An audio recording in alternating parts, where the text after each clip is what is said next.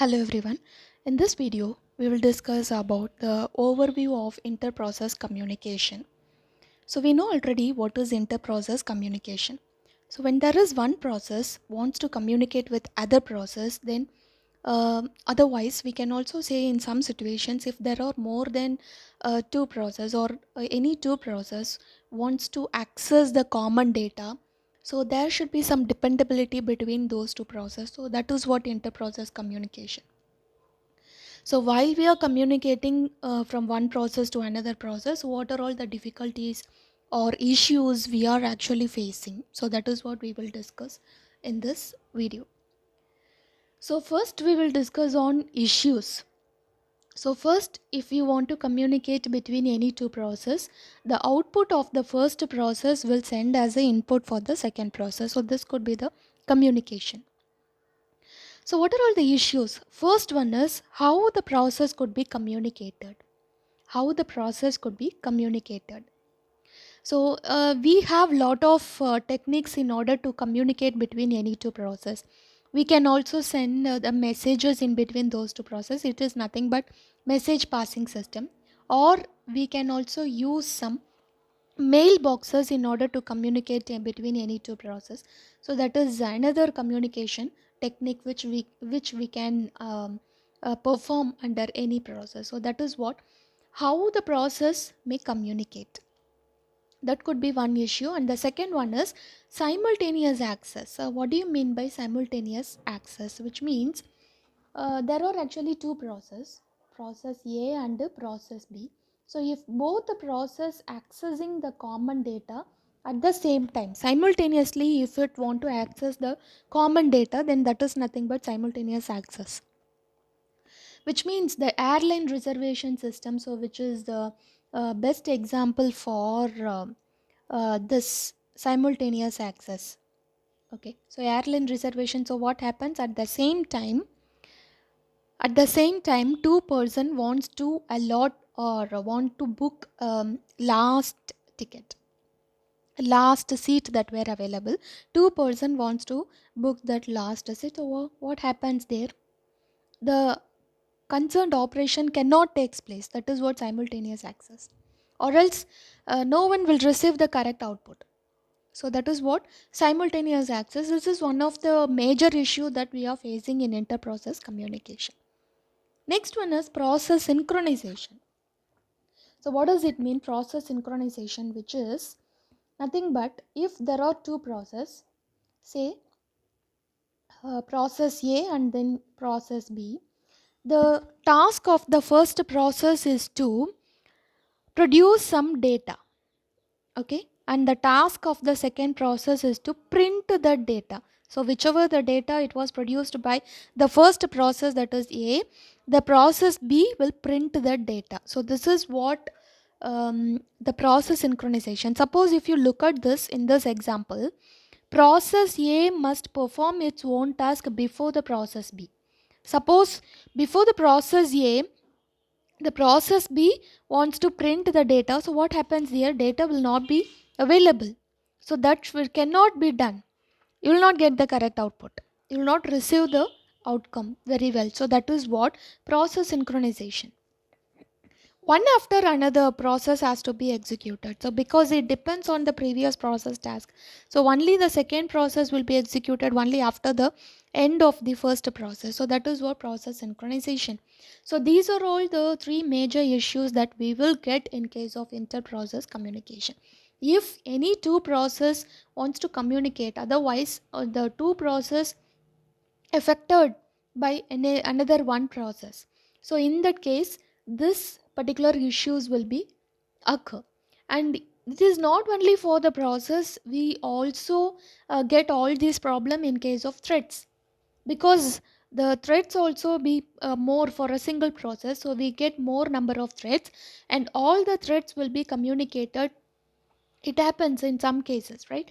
So we also get all the threads to be communicated. So if more than one threads are trying to communicate or trying to access any same data, common data, which is nothing but inter-process communication, so these issues will also be occurred in case of threads. Okay, So next term is race condition. So race condition is nothing but, suppose if you are trying to perform any one task by the first process and the second process wants to perform the task on the same data. So whichever the data accessed by the first process, the second process wants to access the same data. So this is what the two process wants to access the common data. So what happens there? It has to follow some set of instructions in some order. If it is not followed to execute all these instruction in some order, so what happens there? Race condition will occur. So let us see what is that with the example. So here we have one example. So let it be spool or direct, which is nothing but the print operation. So we are actually going to perform the print operation. So the printer device has to be enabled, and whatever the interrupt that has been interface that has been connected with the device should be enabled, and based on the user whoever connected in the system and whoever the user trying to perform this particular print operation, so it has been connected automatically and the operation will be performed. Here we have some common data, right? So or a kind of buffer, so it is a spooler directory, and in this particular directory, so initially we need to enter the file name which we want to print.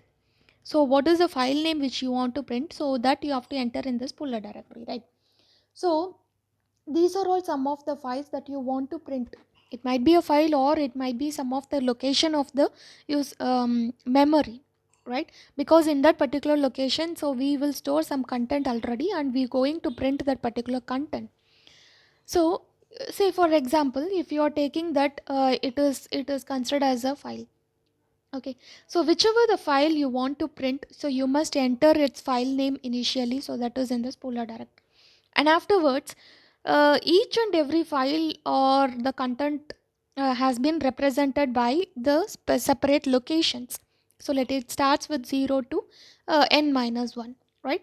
So we have several slots in the spooler directory, so let it starts with 0 to n minus 1, and we have two specific variable in and out. Out is used to mention the filled data. So already we have stored some of the content, or it could be any of the file that was given by the user.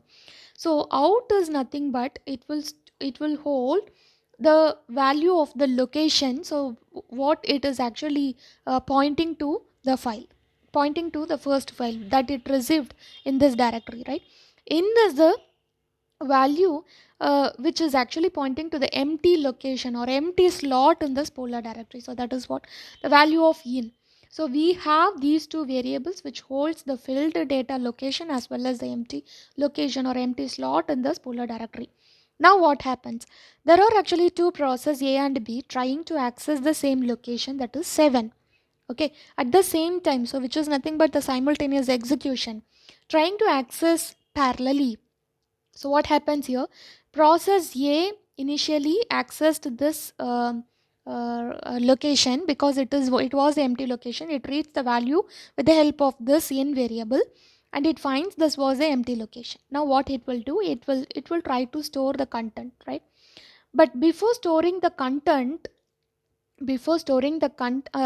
it has stored the content. So after storing it, it has to change the value of in as 8, but it is not doing it. So before doing this particular operation, the process B has been scheduled.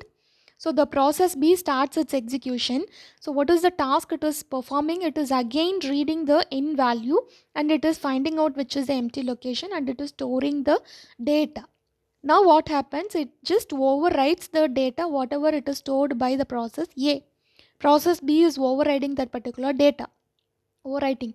So here and again afterwards it will change this in value to 8. So this has been done by process B and not by A. And after performing this, again the control will be returned back to process A. Now process A, what it is doing? So it is just changing the value of in as 8 because it is continuing its execution. Whatever the instruction it has been given for the process here, it is just continuing at the instruction where it has stopped previously, right? So now it is again changing the in value to 8, so the data has been inconsistent. So whatever the data we are receiving should not be the consistent data, because we are not getting the correct result. And afterwards, if we try to print the by the process B, if we try to print the data, but that particular data will not be printed. So it is actually stuck in the print operation. It keeps on doing that same operations for the indefinite times. Okay. So process B will not be executed perfectly. Successfully, it will not receive the final outcome. So this is what the inconsistent data. Okay, so here what is the race condition, which means if there are two process which shares the same data, that means the common data, and so the outcome or the final outcome will be produced based on when the instruction or which instruction has to be executed before or after. So based on that, the final outcome will be received, and this particular situation is said to be race condition. So in case of inter-process communication, we should avoid this race condition. So let us see what are all the problems or what are all the solutions we are just following to avoid the race condition. So first one is, we are just following the critical region concept. So what do you mean by critical region?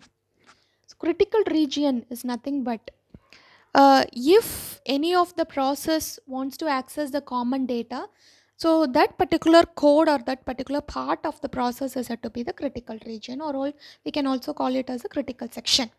Okay, so in this critical region, we are not allowing any two process simultaneously to access their own critical region.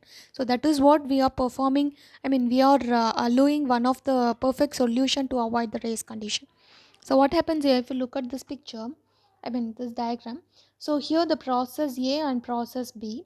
The process A enters their own critical region initially. So this part explains about the process A enters the critical region. Here is nothing but critical region. And here this at this point A leaves the critical region. Now the process B trying to access the critical section while the process A is already in their critical section. So what happens? If it is trying to access the critical region, that is the access the common data, it should be blocked. It should be blocked because already the process A has entered the critical section. It is just accessing that common data. So at that time, the process B, even though if it tries, then it must be blocked. And then after the completion of process A, process B must enter their critical section. Afterwards, it will leave from the critical section. So this is what critical region. So this is what we are just finding one of the solution to avoid the race condition, and the name of the solution is said to be mutual exclusion, which means if both the process wants to access the common data, so it should be mutually exclusive in nature, which means if any of the process trying to access, I mean already it is just accessing that common data, but any other process trying to access, then that particular process must be blocked. It has to wait until the first process completes its execution, then the second process will enter the critical region.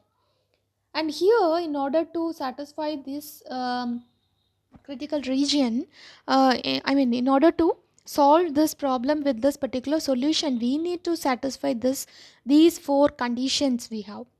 So first one is no two process simultaneously inside critical region. That is what mutual exclusion. This is what mutual exclusion. No assumptions about speeds or number of CPUs. So we don't know whether it is a single processor or multi-processor. So if you are working with multi-processor, more than one processor will be available. So we don't know how many number of CPUs were connected. Okay, and what could be the speed of the particular CPU. We don't know anything about it.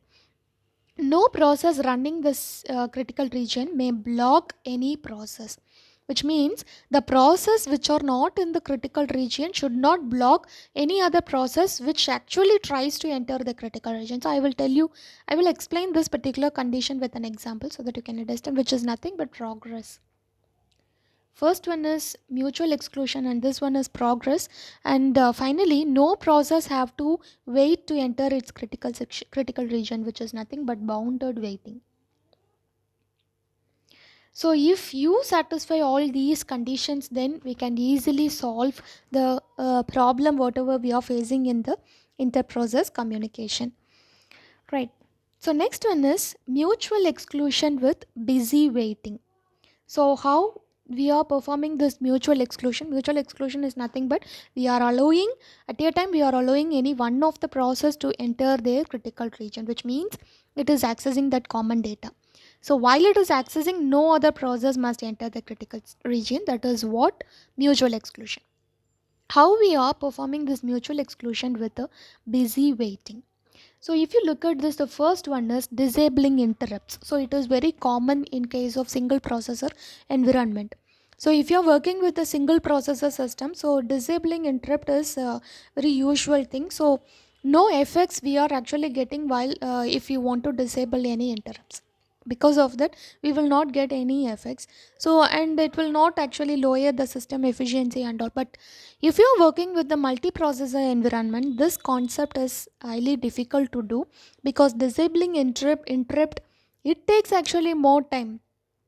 Disabling the interrupt is actually delaying the currently execution of any process, and also it will lower the CPU efficiency, because whenever the interrupt occurs, we are not responding to that. So your CPU efficiency will be degraded if in case of multiprocessing environment. So this is not will be the, this could not be the fine solution for any mutual exclusion. So we are just moving to the next solution, that is lock variable. So we have one software solution for this mutual exclusion. How we are going to implement this mutual exclusion with this software solution, that is lock variable.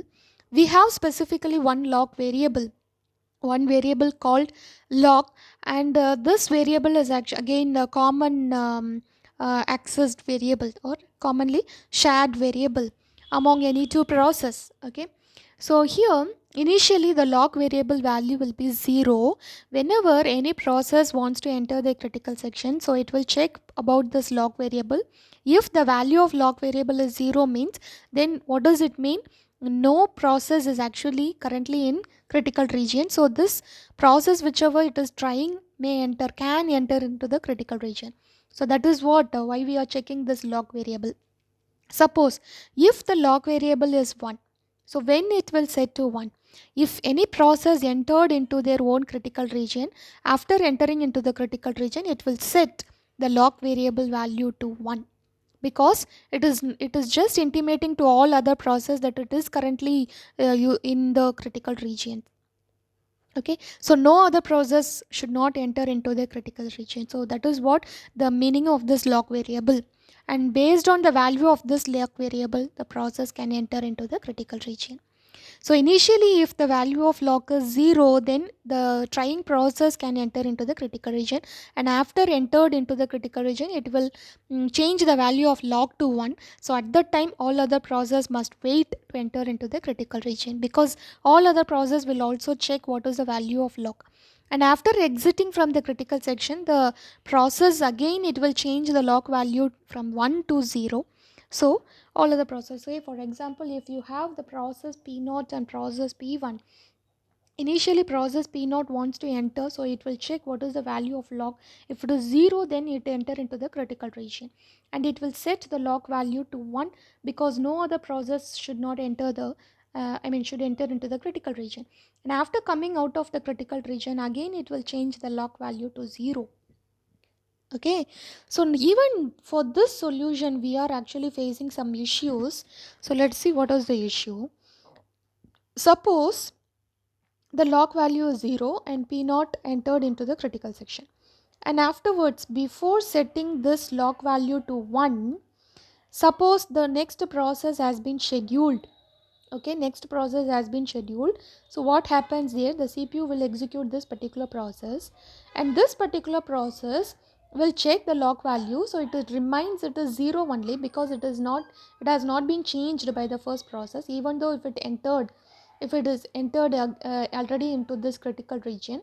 So it is not actually changed. So it will check what is the lock value. It is again 0, so it will also enter into the critical region. So what happens here, it will deny the condition of that mutual exclusion. At the same time, both the process is in their own critical region. it this will not be happened at all. So we should avoid this one. we should avoid this one. So we are moving to the next possible solution is said to be strict alternation. Strict alternation. So what do you mean by strict alternation? So here also we are actually going with the two process 0 and another one is process 1.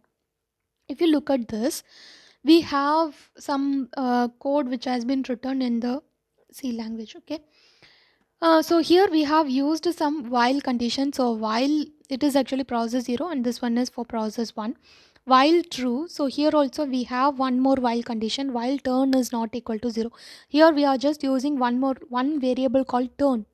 So turn value is not equal to 0, which means turn value is 0 means this particular process will enter, and turn value is 1 means this particular process will enter. Based on the value of this turn variable, the corresponding process can enter into the critical region. If it is 0, then process 0 will enter. If it is 1, then process 1 can enter. Okay, so initially it is checking whether turn value is not equal to 0. So if it is not equal to 0, if the condition is true, then it will get stuck in the same while loop. Okay, it keeps on executing the same while loop for indefinite times. So it is actually busy waiting. So this is nothing but busy waiting.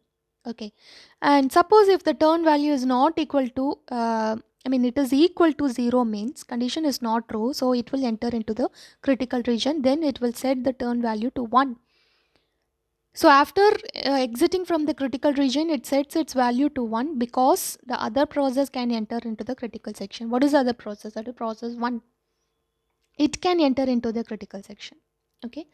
Suppose what happens here, when the process 0 entered their critical section and after coming out of the critical region, it just changed the value of turn to 1, then it will enter into the non-critical region. The remainder section, whatever we have in that same process, that is said to be non-critical region. And with the help of this turn variable, the other process, that is process 1, will enter into the critical region. And it will also change this turn value to 0 because for the next time, if the same process wants to enter the critical, this is also possible. So it has to change this turn value to 0. Okay. Now it is not actually turned this value to 0. So afterwards it just changed this value to 0 and enters into the non-critical region. Okay. So after changing this turn value to 0, so it is just allowing other process, that is process 0, to enter the critical section. So it is actually a non-critical region. So at this time, the process 0 wants to again enter into the critical region. So it just checks what is the value of turn. Now the turn value is 0 only. So it will enter the critical region. Then it will come out and it will change the turn value to 1. It will change the turn value to 1 and then it will follows this non-critical region. So very soon it will execute this non-critical region, and the next time again it will come to the top of this code and it will wants to execute this critical region. So it is just trying to execute, but it is just checking what is the value of turn. Here the turn value is 1 only because the other process does not change the value because it is the slow process. It is still in the non-critical region. It is not trying, it never enters into the critical region. For the second time it didn't enter into the critical region, it's still in the non-critical region.